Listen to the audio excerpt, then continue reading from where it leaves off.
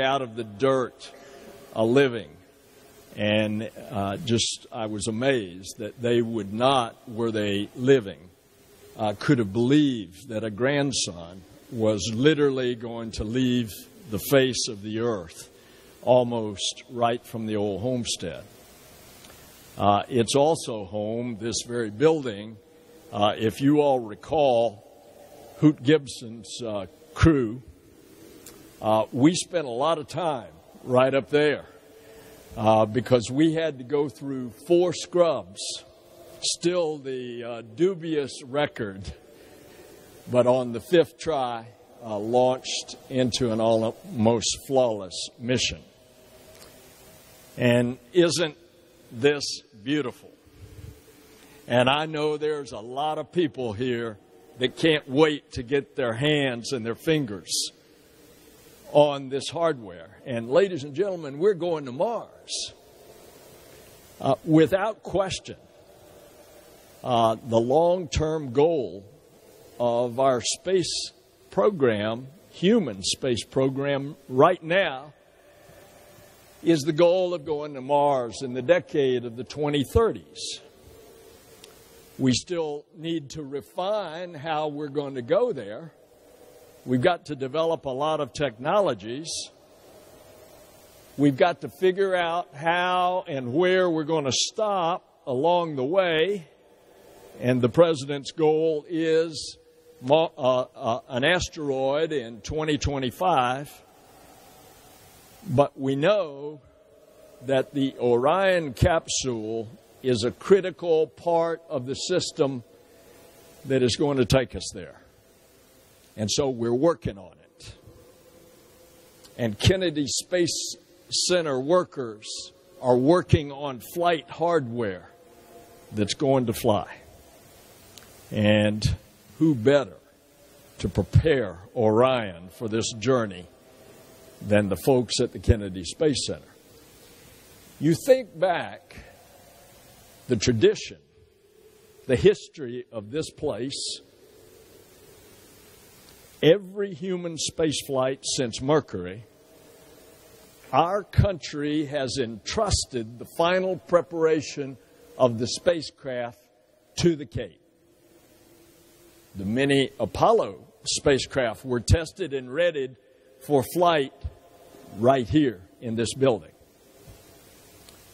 When the Space Shuttle Columbia faced seemingly unsolvable technical problems, what happened?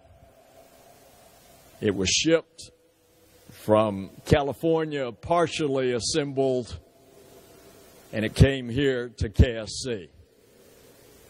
And the agency knew that if any group of people in this world could get the revolutionary new spacecraft ready for its first flight, it was the folks here at the Cape. And when manufacturers struggled to build the elements of the International Space Station, perhaps the most complex engineering project in human history, once again, NASA called upon the Kennedy Space Center to finish the modules and ready them for flight. And now it's our time to put KSC's knowledge, skills, and experience to work on Orion, the spacecraft that will carry us farther than we've ever been before, the spacecraft that will take us to Mars. Ladies and gentlemen, the dream is alive. Thanks.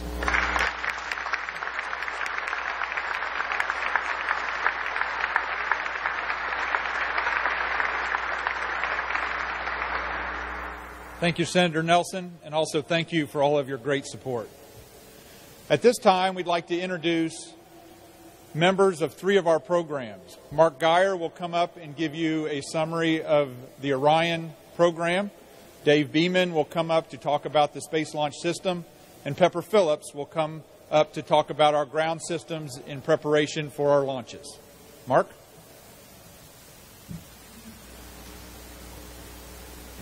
Thank you. Thanks for coming today. You know, it's always an honor to be able to represent the Orion team.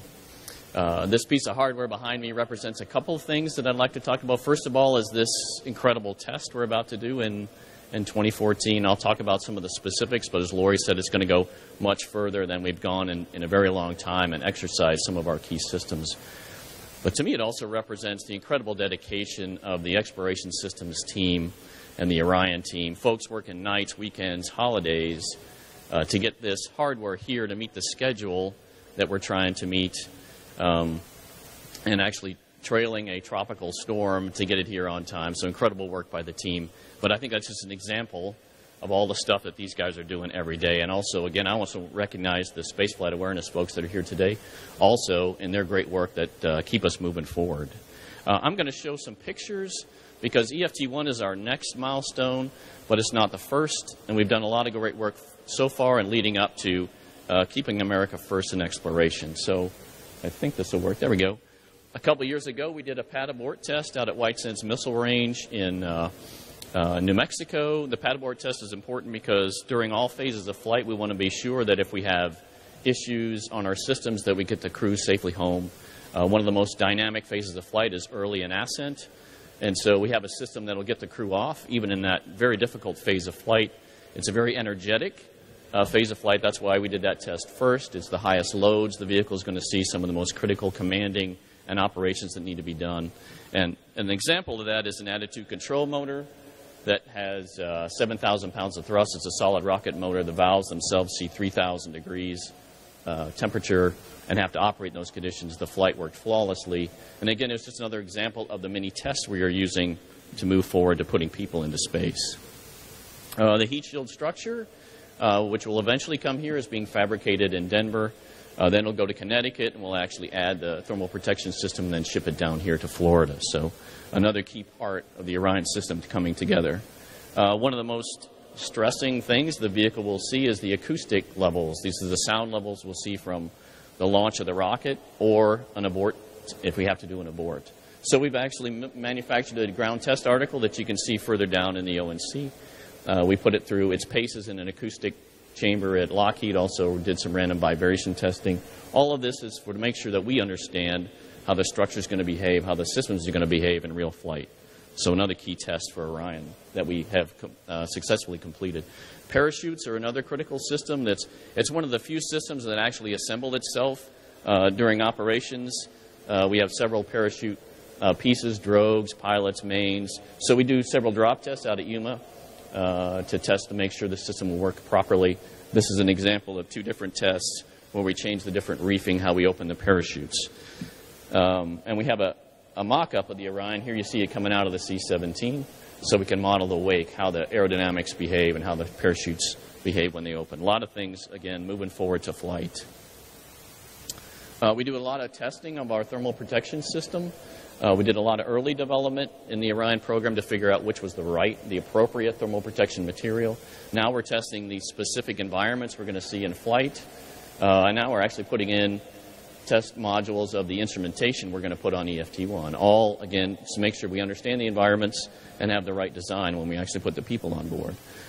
Also, I think it's important to note that one of the things the exploration systems provide not only is the hardware to fly, but we provide this information on heat shield material, parachutes, aerodynamic databases, landing studies that we've done. We provide that to the commercial providers who are working commercial crew transport to space, so they don't have to recreate this information. So as taxpayers, it's a great value. It's kind of a spin-off in my mind, providing expertise and technology to help them move forward.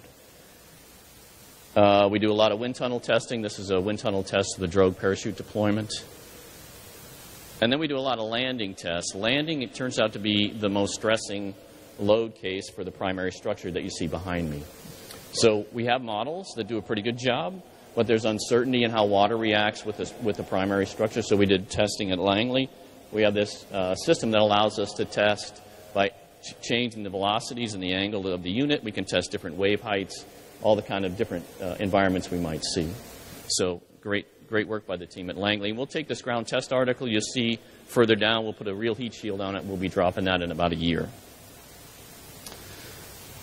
I mentioned before that we have a case that we can abort. We can get the crew off during launch. There's also aborts when we're out in deep space, where potentially you could have a depress event. So the crew needs to be in their pressure suits, and they need to stay in there for a while so we can keep alive as we bring them back to Earth.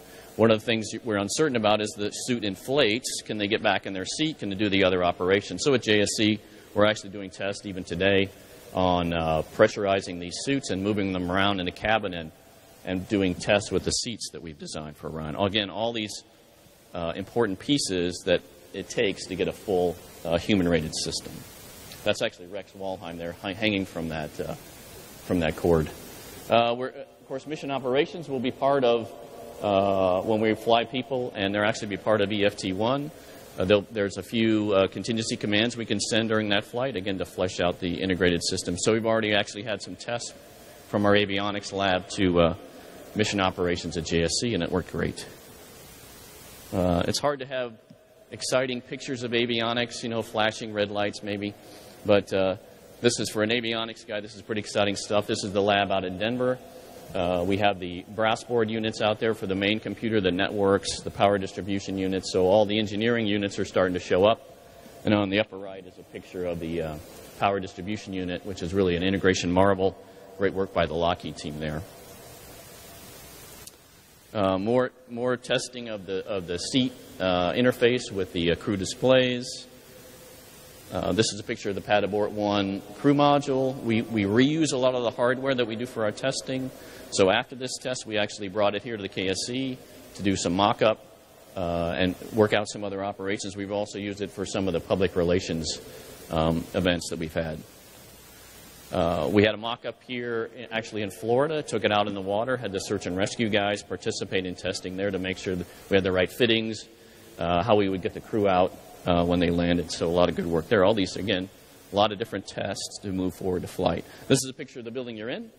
And I think, as was mentioned before, the exciting part about this building is we're actually assembling the vehicle here in Florida. And the guys, as was said before, can't wait to get their hands on this thing and start moving forward. There's a lot of subtle things about how this is such a adaptable factory.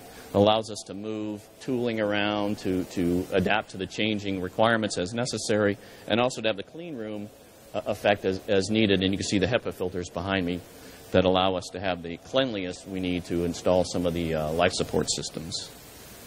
Again, lots of public relations, getting out, telling the folks that Orion and Exploration Systems is part of how NASA is moving forward to stay in exploration, stay a leader in exploration.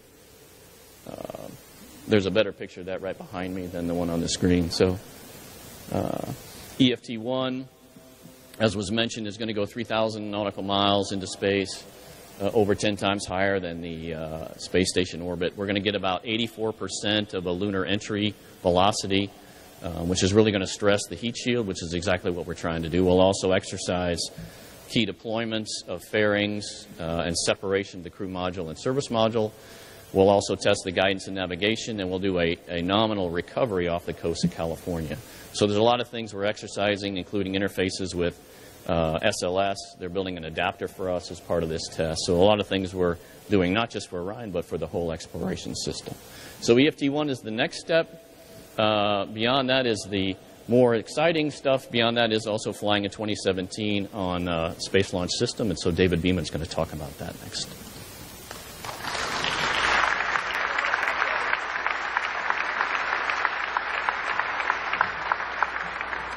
As I sat here and thought about everything that's happened in this building over the years, I'm in awe. I think about what we're doing with SLS and with Orion, and I looked at the people that are discussing this, and I finally realized why I was asked to come down here. You have really dynamic speakers up front to start a program, and really dynamic speakers in the end, and then you have fill-in people. And so I'm a fill-in person, but I'm okay with that. Exploration. I guess I'm going backwards. Why are we here? You look at SLS, you look at Orion, it's our desire to explore. If we look all the way back, the history of our country, we have a desire to go places that no one else has gone, to experience things that no one else has experienced. That's amazing. If we think about how it actually looks out there, what it would be like to be in space, Well, we at SLS are only a portion of